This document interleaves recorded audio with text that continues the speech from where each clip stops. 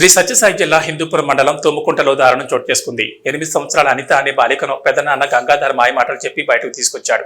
బాలిక తల్లిదండ్రులు Hindupuram rural upgrade police స్టేషన్లో ఫిర్యాదు చేయడంతో నిలదీసి అరవడంతో హత్య చేసి ఇసుకలో పూడ్చిపెట్టానని గంగాధర్ తెలిపాడు. ఇంకా శవాన్ని బయటకు తీయలేదు. పోలీసుల సమక్షంలో పూడ్చిపెట్టిన బాలిక శవాన్ని బయటకు తీస్తున్నారు. తోడుకొని వస్తే 9 గంటల్లో పాపకి ఇంటికి రాలేదని బాలేంటి నాకు ఫోన్ చేసి తొగెక్కిపోయింటే నేను ఆవిడొచ్చి నేను ఇక్కడ పిలుచుకొని పాయి ఊర్లో దిక్కు అంటే అక్కడంతా ఎదుకులాడితే ఇట్లా పాయనమ్మ పిలుచుకొని అంటారు ఎవరు ఊర్లో వాళ్ళు. నేను ఇక్కడ అంతా ఎదుకులాడి పోతుంది సార్.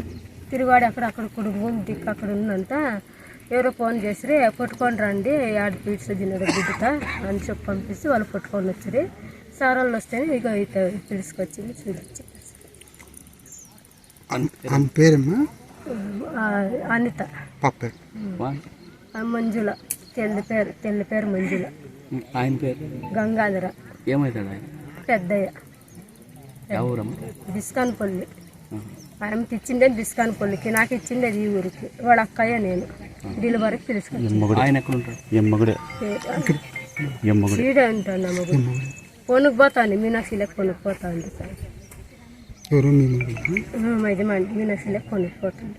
ఈ పొద్దు పొనుకు పోయి వాపస్ వచ్చి ఇక ఇట్లా పొనుకు చేసి